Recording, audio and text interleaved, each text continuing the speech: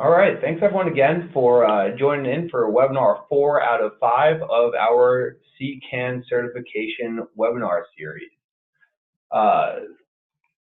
This webinar is going to be focused on the contract management side of Knowify and of the construction industry, of course. What we're going to be covering is different types of contracts that we can work on in Knowify, and how they're all going to be tied into giving you your revenue in your projects in real time through our system. Next week's webinar again will be on QuickBooks and the integration of QuickBooks and Knowify. That is going to be our final, the 5th of our 5-part series in our CCAN certification. And we'll be following up with a certification test on all of the knowledge in these webinars. Again, if anyone didn't make any of these, of course, they're recorded. You may be watching this on YouTube right now. And that's always a great way to go back and study if you want to go review all of these before taking the quiz. So again, what we're going to be covering here, first and foremost, is the different types of construction contracts that there are, and of course, how they work with Knowify, what we're going to be offering. We're going to be going, how you're going to be going about creating the invoices and kind of how we're going to be recognizing revenue while we go through here. That's actually part 3 here. But through this, we're also going to touch on job costing styles. Technically, this isn't directly anything to do with revenue, but through Knowify, our job costing styles really are going to vary based off of which contract type you're using, and it kind of helps you build contracts, which is, again, kind of a big part of managing revenue in our system. I'm also going to briefly touch base on service jobs. Technically, the irony behind this is that when you have a service job in Knowify, it is a contractless job, so it's kind of funny to put it in contract management, but it's a way of managing jobs. It's a type of job. It's a way of recognizing revenue. So I wanted to include this as a small part of this as well. And I'll do a quick little run through some QuickBooks integration on this too, specifically on the revenue side. Again, next week is going to be an all-around QuickBooks integration webinar.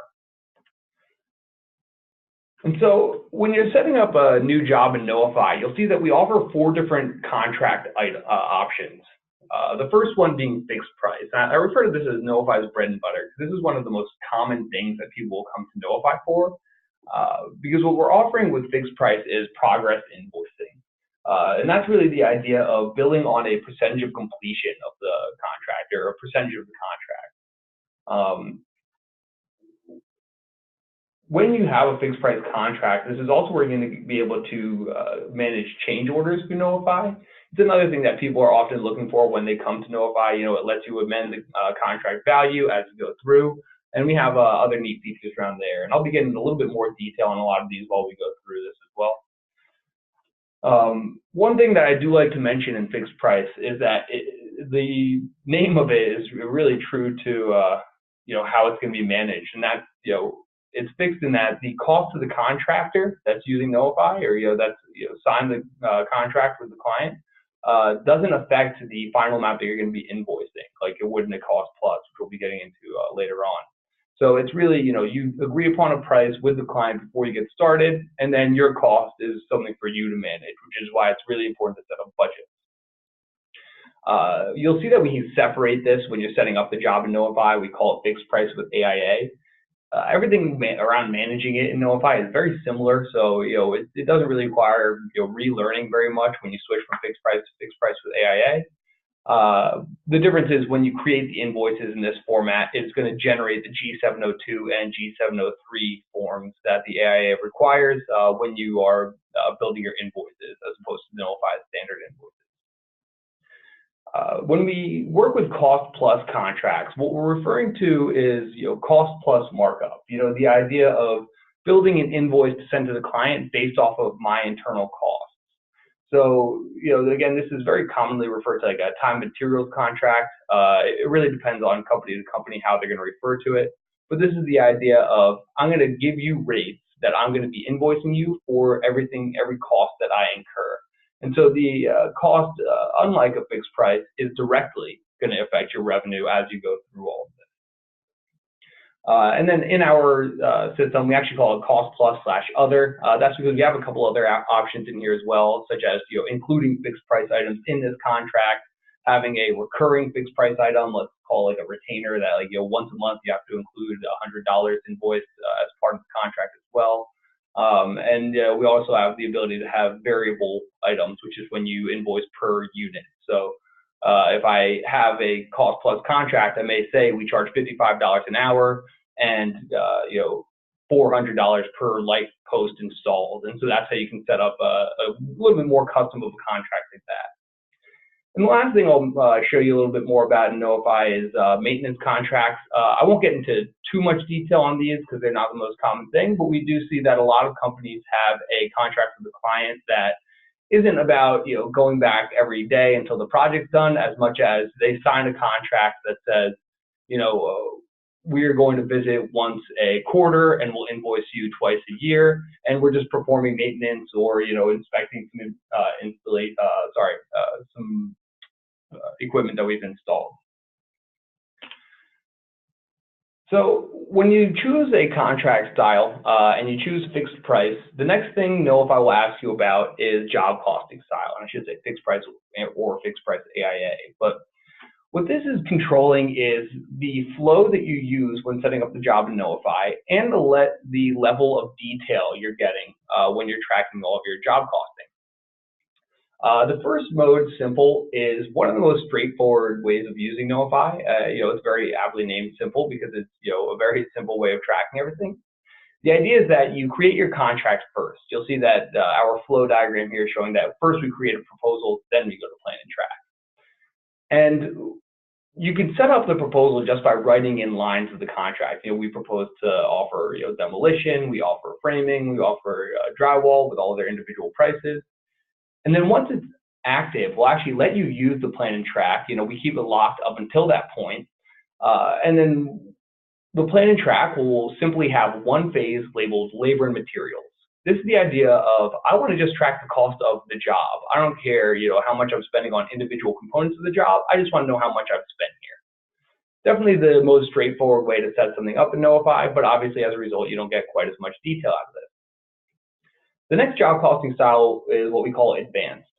In advanced, what we're doing is using the same flow as simple in that we create a proposal first and we lock plan and track until it's active. But once the contract's active, we'll take each line of the contract and create a corresponding phase in plan and track. This way, you're not just tracking the cost of the job, but you're tracking the cost of each individual item that you quoted to the client. This way, you get that extra layer of detail of not how much am I spending, here's my total cost of the job, here's my total revenue on it, but here's how much I spent on demolition versus how much I made on demolition. So that way you can get more information of, can I maybe cut demolition for my proposals in the future, since I always end up losing money on that anyway. The last option is professional, and this is the true Knowify flow. And my next slide is a little bit more in depth on what this is. But this is the idea of, first, we set up the plan and track, in that I build my budget, and then we use each phase of plan and track to build a proposal. That way I can have my budget include a markup and quote a price to the client. And the professional flow, again, is really what we prefer you use in Knowify. And we find that a lot of contractors need to start with simple, kind of graduate to advanced, and then they slowly recognize the appeal to using professional for their business. And we will often say this, these 4 words. And in Knowify, the flow is budget, bid, track, invoice. It's the idea of first budgeting, setting, estimating the cost of the job before you even say anything to the client. Then you get to use that information to send out your bid. That way you could say, I know it should cost me around $10,000, so I'm going to bid $15,000 to make sure that I have that $5,000 in profit. Obviously, then you need to stick to your budget, but it gives you a better idea of how much you should be quoting to guarantee the profit that you're going to be wanting to see, the margins you're going to want to see. And then it also helps that, using this process, you can actually bid the lowest price possible to guarantee profit on the job, which is helpful to win as many jobs as possible. A lot of times decisions are made on the client's end by the most cost-effective option. So if you can set up a budget and it'll help you bid a lower price, although you may not get quite as much revenue on that project, you may win more projects as a result, and obviously through that improve the profitability of your company. When we're talking about tracking, this is just when we get into our actual versus estimated tracking. This is using that same plan and track section that we budget to track the actual cost. This webinar is mainly on revenues, so we won't get too in-depth with it. But the last part of this will be invoicing, and this is going to come directly from those bid values. Because once it's active, you're going to have your agreed upon lines of the contract, and you'll be able to invoice directly off of these because it's a fixed price contract. And I just like to highlight that what you're really getting with professional is this budget phase of the project. If you use simple and advanced, you just get bid, track, invoice.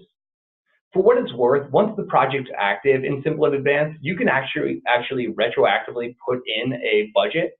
So you would basically do bid, budget, track, invoice, but that's not a necessary part of either of these job costing styles. So I want to get into a little bit more detail on fixed price contracts here. So again, this is where we're really starting to get our progress invoicing, and this is where we're going to be getting our AIA invoicing for the commercial contractors who need these types of things. When we have change order management, this is available for digital e-signature. So the idea is that in a fixed price contract, and then a lot of times in construction, you'll hear them referred to as a lump sum contract. You agree upon the price with the client before you even get started with the work. So let's say it's a $100,000 contract. Then if I see that I'm going to start going over my cost, over my budget and cost, since it's a fixed price and not cost plus, I don't have an automatic contingency of, oh, well, we told you the rates and we're still going to be able to invoice, based off of the cost plus markup. So a lot of times this is where the change order comes into play. And so you can say, I know we agreed upon 100,000. I realize it's actually going to cost more, just like it that phrased in the contract. We find this is very common on terms and conditions. And then you can send them the change order, which is almost like an amendment where I say, it is going to be 100,000 plus a $20,000 change order for, the supplies that were destroyed from, inclement weather, plus the additional options that you wanted to add on after we signed the contract. And so this is where the change order management comes into play. And you'll be able to invoice, in both, standard and AIA, the change orders as part of the contract. Fixed price contracts are really heavy as well in work in progress. And Tanya Schulte a couple of weeks back did a whole webinar on work in progress that I highly recommend you check out if you're interested in learning more about this. It's about tracking the percentage of completion of a job, and we cover a little bit more about how that ties into your progress invoicing. But this is the idea of, I want to see my percentage of completion as cost versus budget. That way I know what percentage of this fixed price contract I need to invoice at this point in time. Also, in your fixed price contracts, it's the only place you're going to be able to choose a job costing style, and your cost plus will default to advanced, and maintenance contracts don't really have the same flow, so it doesn't require a plan and track section at all. And then again, I always like to highlight this. Your cost in a fixed price contract will not affect your price that you quote to the client. The confusion is that your estimated cost can be used to help you quote a price, but the amount you invoice will not be directly tied into the amount that you are incurring as your cost in labor and materials and subcontractors through the life of these contracts. So again, it really is, true to name, a fixed price. When we get into cost plus contracts, and again, this is very commonly referred to as a time and materials contract, it's really the idea of not agreeing upon a price with the client as much as agreeing upon a rate. I'm going to charge you X number of dollars an hour, $70 an hour, and a 40% markup on everything I buy. So if you set this up, you can spend as much as you need to as you go through, and you can basically guarantee that you're not going to end up losing money since you agreed upon a price with a rate with the client, and it's always going to be marked up from what you're spending. We find that clients are a little bit more hesitant to sign a contract like this just because they don't know exactly how much they're going to be spending at the end of it. And then just to give you a little bit more information, on why we default this to advanced job costing, the idea is that you can have a variety of different rates in your cost plus contract, and then if we create a phase for every single deliverable, every single line of the cost plus contract, we know how to mark everything up as it's incurred as a cost when you put it onto the invoices. And I'll be getting into a little bit more detail on this. It's kind of hard to explain without the demo. So I'll be showing you a little bit more about that through the demo portion of this. One thing that you'll find on cost plus contracts that is going to be kind of specific to cost plus, and you won't see this in your fixed price, is unbilled revenue. This is kind of the cost plus equivalent to work in progress, where it's saying, based off of the amount of cost you've incurred, here's how much revenue you can bill the client.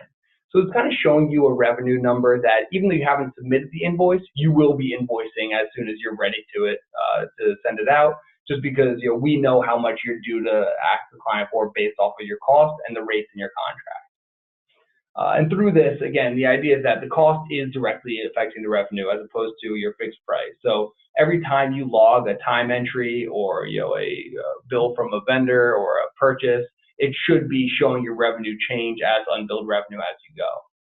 And again, these cost plus contracts do have other options. So you have the option to set up a recurring fixed price every month, week, quarter, however you want to do it. You can set up a variable one. This is again the idea of we have our rates, but we also charge an additional rate per item installed or anything along those lines. And then standard fixed price line of a cost plus contract is generally used for something like a deposit signed at the beginning of the contract, or a down payment rather. Again, maintenance contracts I'll just touch on briefly. If I have time, I'll get through that in the demo portion of this. But this is really for if you have a recurring appointment with a client that is for, let's say, an inspection or, as they're named, maintenance on a piece of equipment. We find that this is bigger in the service industry as opposed to the contracting industry. I refer to this as the plumber versus the plumbing contractor. We do find that a lot of our contractors that work in trades like plumbing, electrical, HVAC do also have some service work.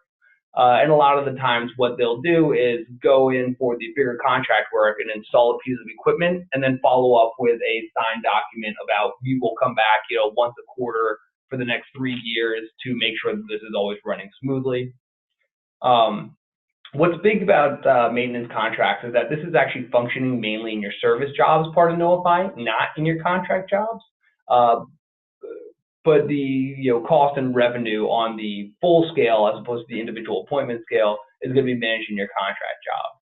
Basically what it does is it creates a reminder for the Knowify user when it's time to create another ticket and actually schedule an appointment to see the client. So that way you don't forget, each quarter when it's time to go back. So to always make those appointments with your client. Now, when it comes to tracking revenue in Knowify, and I touched on this a little bit through the slides previously, but just to kind of line it out here, you'll see a variety of different things show up as revenue in your account.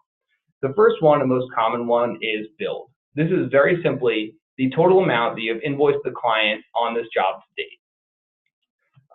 It's really just straightforward, taken right from contract value to the amount that you've invoiced. This is how much we've billed. Off of the billed, we also will show you a paid number, the idea of accrued versus actual revenue on a project. So, at any point, I can't imagine the paid revenue will ever be more than the billed revenue, but the idea being that, you can actually see for, this is the contract value of the contract, how much have I billed, of the amount I've billed, how much have they paid. When you see unbilled revenue, again, this is actually the amount that you have incurred in cost plus a markup that you have not invoiced yet. So we show that as revenue to give you more real-time profitability reporting. And that would be, again, for mainly cost plus time materials jobs. And then the last one, we'll show you WIP, your work in progress revenue, in real time while you go through a fixed price job. So it's showing you earned revenue, even though, based off of your cost versus budget times the contract value, even though you haven't actually invoiced. Again, it's all about giving you a little bit more real-time reporting, so you don't have to wait until an invoice is sent and the payment is received to recognize how profitable you've been on a project. And just to touch up on service jobs kind of on their own, because I know I mentioned maintenance contracts, but this is the idea of, if you're a company that does, single day service work that may be kind of a side business on top of your contract work, you can create a quick appointment in Knowify without having to deal with the budgeting process or building a contract. You just put in some notes, say how you're going to bill, whether it's time materials or just a fixed price that you charge. And you can just dispatch someone, add it to their schedule, they go do the work, mark it as complete, and you send them the invoice. It's a little bit more straightforward, obviously very simple to put these together. But again, if you're a company that does both, fixed price, that does both large contract work as well as single day service work, this is a great kind of side feature to have. We found that it's something that kind of sets us apart from a lot of other contracting softwares. We find, a lot of systems will be specifically for service work or for large scale contract work, but have no, mix between the two. We're one of the only systems out there that is offering both of these options. And then when it comes to our QuickBooks integration, just to clarify some things that are kind of frequently asked questions here, invoices can only push from Knowify to QuickBooks. If you have invoices with your clients in QuickBooks, they will not refer back to anything in Knowify. They will not sync back. So you'll have to manually log them into Knowify if you want to kind of log a existing project into a new Knowify account. That being said, the payments can be recorded in either system. So if you want to use Knowify and maybe our payment partner PaySimple to record payments or collect client payments, that'll push to QuickBooks and close out. But if you want to record payments in QuickBooks or maybe use their payment processing, that's fine because that'll come back to Knowify. So that works in either direction. And then two things that are often asked about are contracts or estimates, as they're going to be called in QuickBooks, and how that's going to work with Knowify. Your contracts or your estimates in QuickBooks will not pull into Knowify as contracts. We do have a bonus feature about this that's kind of hidden in Knowify for people who are very experienced users. If you have questions on that, you can reach out to support@knowify.com. We can show you some options. And then if you create a contract in Knowify, it does not create a estimate in your QuickBooks account. So these are things that just will not sync back and forth. They are Knowify specific. And then your work in progress numbers. A lot of people will ask if that value is going to sync with QuickBooks. We actually don't sync that number. We will give it to you in real time for reporting. So if you want to make a journal entry adjustment in QuickBooks, you can do that. But the numbers themselves will not automatically sync across. But now I'm going to get into the demonstration part of this. And I'm going to try to make sure I don't spend too much time doing this so we can get some Q&A done at the end. But the first thing I'm going to do is create a new job so you can see a little bit more about how this is all set up. So I'll add a new job, give my job a name, choose my client. And you'll see as soon as we choose the client, we have a job name. It's going to say what describes the job. This is asking about what contract style we're using. And this is what we had gone over earlier. Do I want to use fixed price, or is this fixed price with AIA invoicing? Is it that cost plus other, or is it a maintenance contract? You'll see that as I choose each of these, if it's fixed price, it gives me the job costing options, whereas in cost plus, it has to be advanced. Maintenance, it doesn't, again, choose a job costing style since it doesn't have the contract and plan and track set up as much as it's going to be managed in our service job. But I'll set up a fixed price. I just want to run you guys really quickly through the different job costing styles to show you a little bit more about this. I'm going to do it, won't get into too much detail here, but the idea is that if I have a proposal, and I'm going to copy these lines in, and it has 3 different lines in it in my simple mode. When I make this active, it's actually going to automatically create that plan and track section for me as soon as this is switched to active. But it's just one phase. It's labeled labor and materials. Now my contract had 3 lines to it: demo, rough in, finish. But my plan and track is just simple. This is the cost of the job, and we can track our cost versus budget, or sorry, cost broken down into materials and labor. I'm going to do the same thing here really quickly, and I'm going to do it with our advanced style.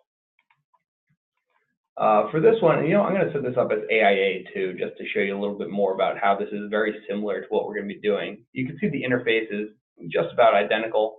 And I'm going to do my copy from spreadsheet again. I have demo, rough in, finish. And since this is advanced instead of simple, it's going to look at that demo, rough in, finish. So once this is active, and actually before I make it active, I just wanted to show you that the plan and track can't be accessed until it's active. But once this is active, I can actually go back to that project plan and track, and I have demo, rough, and finish to match what I had put in as the contract. This way, as we track the cost of each of these items, I can compare it to the revenue of each of these items to get more in-depth reporting.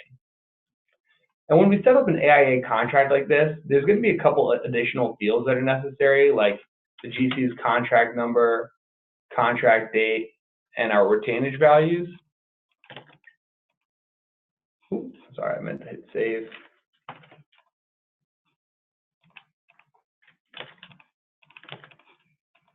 The other green button. That way, when I'm invoicing it, it knows to put this information on the AIA form.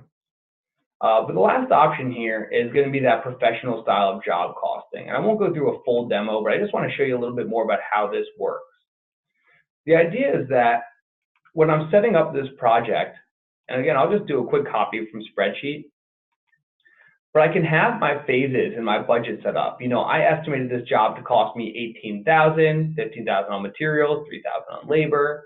Here's $6,000 on demo, $7,000 on rough-in, $5,000 on finish. And I have this in here for my internal reference.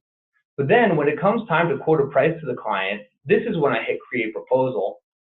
And it says use project plan phases. Technically, you don't have to do that. You can also build everything from scratch if you'd like to. Some people like to get very detailed with their cost tracking and their proposal management, and they don't want it to carry across. But it creates a line item for each line, for each phase of the job. So this is how it kind of works in the opposite direction. You know, earlier we were creating line items, and then we used that to create phases. Now I created phases. We have our budgets, so I just write in what the markup's going to be. This little lightning bolt applies it to everything, and it quotes the pricing based off of my cost plus that 50% markup, and it quotes, in this case, $27,000. So that's just kind of how the professional style works, so we can have this automated through the system. Once this contract is live, this is when we'll be able to start invoicing this. But before I get into invoicing, I just want to do a quick little run through work in progress to show you guys a little bit more about how that revenue is going to be tracked. I'm going to do a simple inventory allocation. You know, we used lumber on this project, and I used 100 studs. Now let's go bigger with this, 1,000 studs. Now I have part of the cost of this job versus my budget, and if I check out my summary. Let's see if it's going to run the number for me today. It's going to show me how much revenue I've earned versus how much I've billed to date. So this is one form of revenue recognition. This could be disabled in your account if you don't want to see it at the work in progress level. And it's basically saying, I've gotten to around 33% earned profit based off of all of my costs versus my budget times the contract value. And then once I invoice, it'll pull it from this work in progress and show it as billed. And that's what I'll get into now.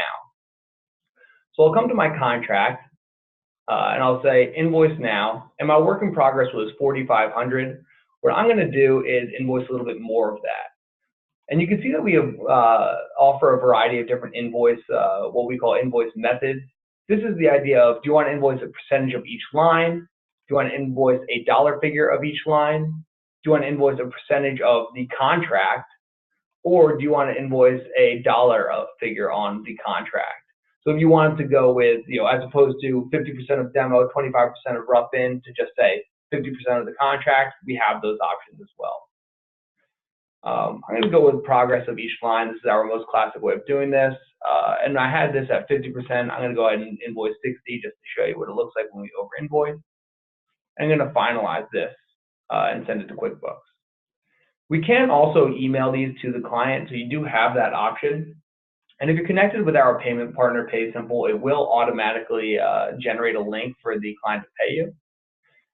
And this is going to be just one of our invoice formats that I often show. This is big with our clients who work in residential contracting. And it's kind of taken from the AIA style document that we generate, but it simplifies it a little bit. This is really good if you are getting in-depth with your progress invoicing, because it shows the customer more than just, we want $5,400, but it says, here's how much we're invoicing this period, here's how much we've invoiced in the past, this is the agreed upon value, here's the percentage of completion, and here's the remaining balance of the contract. So it kind of just sums all this information up so they don't have to attach anything around the contract in addition to the invoice. They just show this invoice and it gives the client all the information they need. Since I generated this in Knowify, I can click where it says Sync OK, and I'm going to open it up in QuickBooks just to show you a little bit more about how that works. And you'll see that it can, it automatically generates this here, and then I'll click Receive Payment just to record that I've received payment from the client. And then if I go back to Knowify and sync up, right now this shows me that the invoice is outstanding. Once that syncs back, it'll automatically close this invoice out for me. I can see the invoice was complete, or the sync was complete. So now the invoice is closed and fully paid here. Just to show you a little bit more about how that back and forth works. Another thing I want to show you around this fixed price is how the change order management works. So if I'm in a fixed price contract and I know that I'm actually going to have to invoice more than $27,000, I can click Add Change Order and say, we're actually going to need more money for additional supplies, $3,000. I'm going to go ahead and make this active. Again, we do have the option to send this out for a digital change order. Digital e-signature. We do that because a lot of times this is one of the struggles of working in the contracting industry is having a verbal change order discussed with a client and then performing the work and not getting paid for it. So sending out a change order for an e-signature actually gets the approval, so that way you have a signed document that says they will pay us for this additional work. It's a great way to kind of just avoid any legal battles that'll end up happening if you have someone who gave you the verbal, yes, please do this additional work, without actually saying, yes, we will pay you for it. And when you have a change order added to a contract, if you hit that same Invoice Now button, you'll see that it just adds it in as another line of this contract, so I can just put in the percentage of completion of this as well. I can even invoice just the change order. And this will also be displayed on that same invoice document that I showed you earlier. So that's just a little bit around our progress invoicing and how we manage change orders in a fixed price job. But again, since it's a popular question, I'm going to get into our AIA invoicing next. Again, you can see that the majority of it's identical to what we were doing earlier. I can even add change orders in here. I can say, again, replacement materials for rough in. This is going to be $2,000 more, and I'll just make it active. But when I invoice an AIA, you'll see the builder is going to be a little bit different. The first thing it'll ask me for is the last day of the billing period. I can say, invoice for everything through the 31st. So I'm basically saying for everything I've done up until today.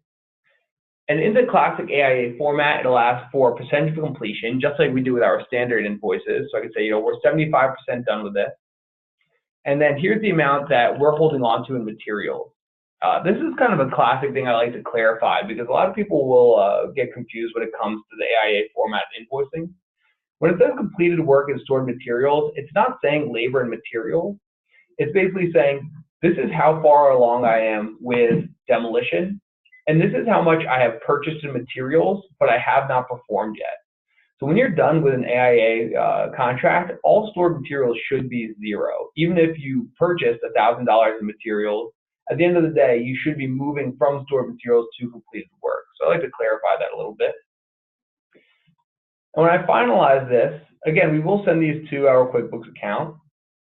But since I did this in the AIA format instead of the standard fixed price, it doesn't generate our standard invoice document. It creates an AIA style invoice document for us. This is the cover page, the G702, and I can see my schedule values, my G703. This is a big time saver if you do a lot of AIA invoicing, just because building this continuation sheet in particular just is quite a pain to put together. And so you'll find that a lot of contractors are going to be a big fan of this specific feature, just because it's going to keep them from having to rebuild these in Word, build them in Excel to make sure that everything lines up. And of course, again, we do actually send this right to QuickBooks, so I don't need to actually enter it a second time there.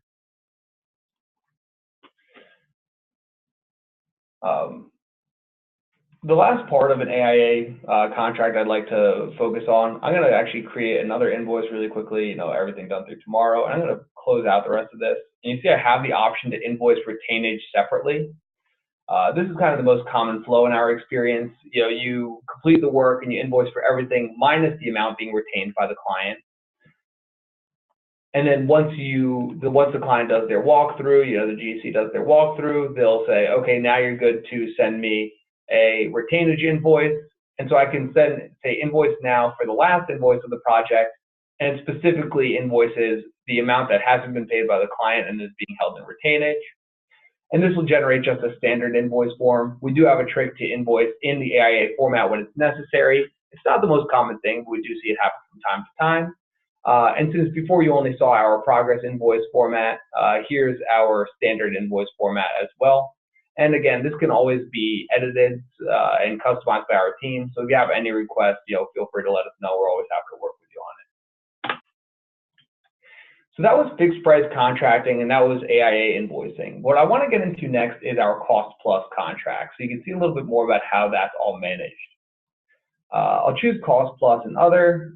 Go ahead and set my site address as I always do. Again, since this is defaulting to advanced, I cannot access plan and track until the contract is live. Another big part of this is we don't want you tracking costs to a cost plus contract without terms set out, because we want to know how much to create as billable items, as we call it, for every cost associated with it. And instead of line items, we have what we call deliverables. And you'll see it asks how you're going to be going about billing the client for this information. I'll choose time and materials first, and I'll just say, demolition. This is one of my favorites here. And I can choose, the either universal rate, we charge $50 an hour, or resource rate, which means, if it's Terran, it's 50, but if it's Paul, it's 80. Or we can even do it by roles in your account. If you were in our labor costing webinar, you would learn a little bit more about roles versus resources. But this is where I could say foreman at 80 versus laborers at $50 an hour. I always like to go universal just to kind of simplify this. I'll call it, we charge $80 an hour. And when asked, will you be buying materials, this is where I could say, and we also include a 50% markup on everything we buy. Now, this is the simple way of building rates. One thing that we find is very common with time and materials contracting is that the contractor will like to, aside from showing the rates, also kind of quote an estimated final cost, even though it doesn't actually lock them into a lump sum like a fixed price. It's where you could say, we will charge $80 an hour, and we think it'll take 500 hours. It should cost you around $40,000. We charge 50% markup on everything, and I think I'm going to need to buy, lumber and, 500 studs, which will cost you around, $3,000. So this is our way of, being able to get a little bit more detail aside from just the rates. It's not necessary. It doesn't affect your job costing. It doesn't affect your budgets. It's really just a way to show the client more information than just your standard rates that you're quoting. Now, I did that for demolition. I'm going to add another line here, and I'll call this one framing. And when I set this up, I'm going to use different rates. So I say I charge $80 an hour for demolition. That's because it's dangerous work. With framing, we're a little bit safer. We charge $60 an hour. And my materials, we're actually going to charge a 70% markup because we also need to buy a lot of extra stuff here. And so now I have two separate rates in the system. And this is where we see the advantage of being able to use advanced only in our cost plus contracts.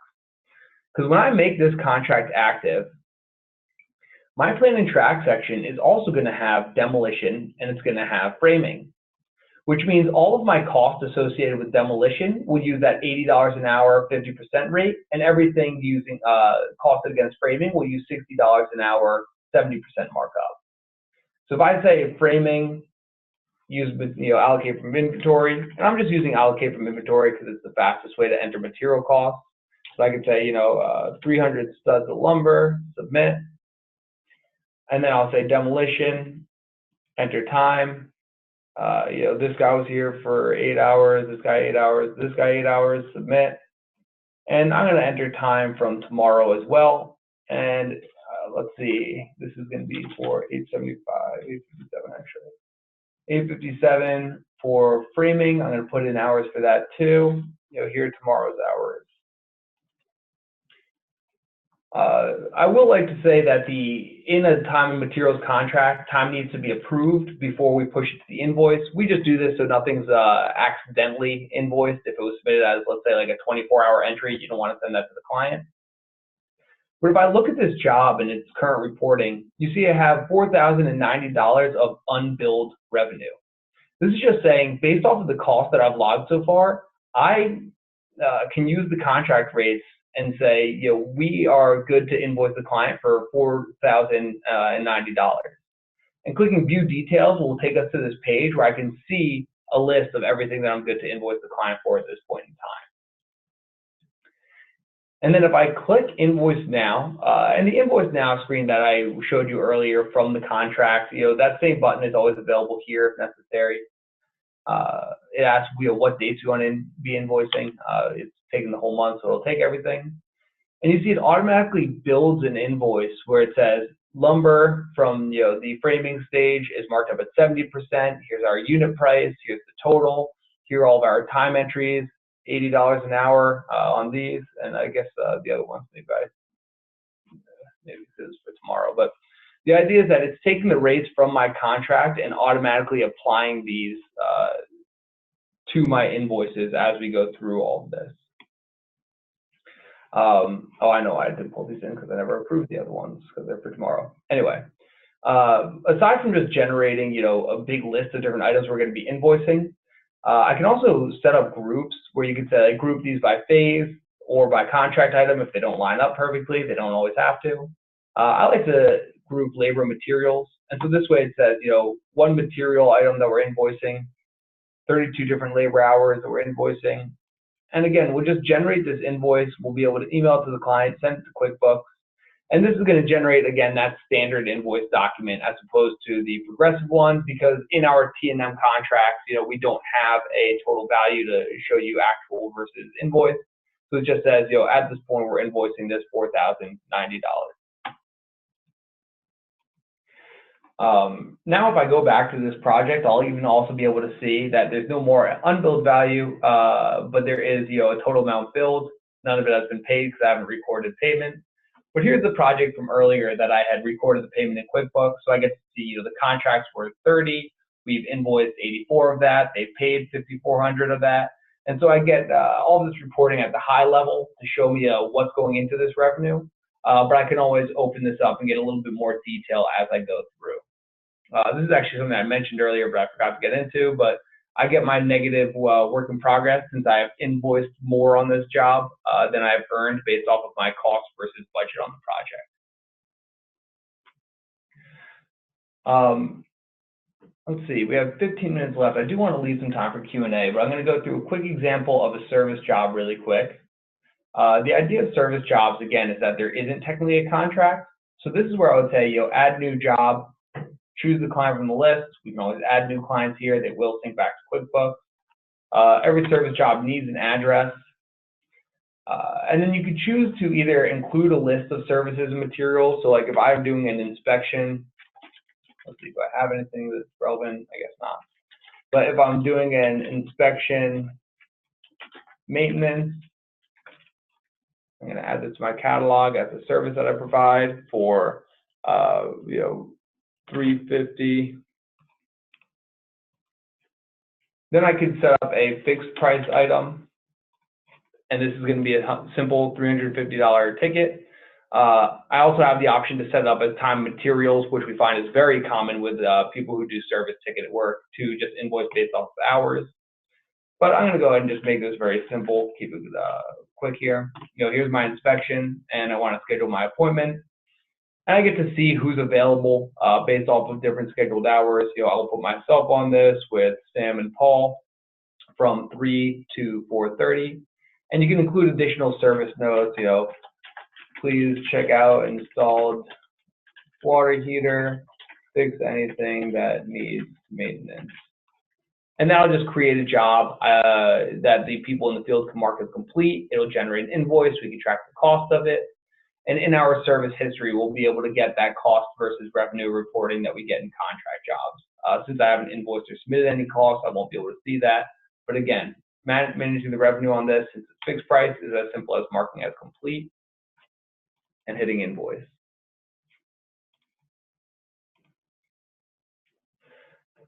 Again, that's really the idea behind our service jobs. They're all very straightforward. It's really just if you want to create a job that you know is going to be a quick in and out and you're not going to have to deal with the whole budgeting and contract signing process, this is an easier way to just go about it.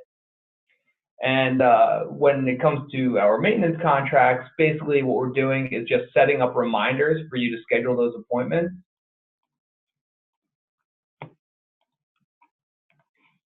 So I can build out a contract that says, you know, we are offering inspection and maintenance where we come back once a quarter. And you can either invoice once per visit, or you could say, well, we go quarterly, but we invoice you once a year for, you know, $1,000 to sign this contract. And when I make this active, basically it creates a pending service ticket. So I can schedule the formal first date of this. You see I have a pending service. I'll go ahead and edit and schedule the appointment. You know, this same crew is going to be doing it from 4:30 to 5:30. And since I set it up as quarterly, it creates an unscheduled service 1 quarter from this date. So if I look at my unscheduled services, here's my inspection and maintenance, and it's going to remind me on October 31st. So I check out my service map. Anything in this color is going to be a pending service. If I come to October 30th, it's not here. As soon as I wake up on Wednesday the 31st and I look at my pending services, it includes that one too. So I can then edit, schedule it out, and we'll let you know when it's time to schedule the follow-up appointment again the next quarter. And it's just a way of being able to track, you know, when it's time to actually make these appointments. And then, you know, how much, you know, are we due to invoice the client for this, and, you know, how much have we made on this contract in general. One last thing before Q&A, I just want to get into a little bit more about how we manage the QuickBooks integration when it comes to revenue and invoicing. In our income defaults, you can set a default income service in Knowify. This is using your products and services catalog to say, if no service is selected when creating a project, you know, which one do you want us to use? And I chose construction services. So I'm going to go back to, I believe this was my other, no, this was the time materials job. I want to go to my other fixed price job. So basically, when I create a line item in a contract, in a fixed price contract, I'm going to do it as a change order here. But I have the option of referencing my database of QuickBooks products and services. So if I say framing and carpentry, you know, $1,000, I guess I just chose framing. This little catalog icon shows that I currently am using an item from the QuickBooks catalog to sync up this item for when I start invoicing. Since Demo, Rough In, and Finish aren't using those items, it's going to go to my default, which is construction services. So just to show you what this is going to look like, if I invoice Demo and I invoice framing, framing will carry that item over since I actually tagged it with the QuickBooks item, whereas the Demo is going to go to the default that we have set up. You can also set a different default for each customer if you want to get in depth. It's very similar to what we do with our expenses defaults at the vendor level. But this is why if I come check this out, I can see that Demo, construction services, framing, framing. Again, we'll be getting into a lot more detail on everything, you know, QuickBooks related next week. But I just wanted to go really quickly through that on the income side so you can learn a little bit more about how that stuff works. That's everything I'm going to cover for, you know, the webinar portion of this. I'm going to be getting into the Q&A shortly. I saw that a lot of questions came into the chat. But I just want to thank everyone for watching the video if you're watching on YouTube, and I want to thank everyone for attending today.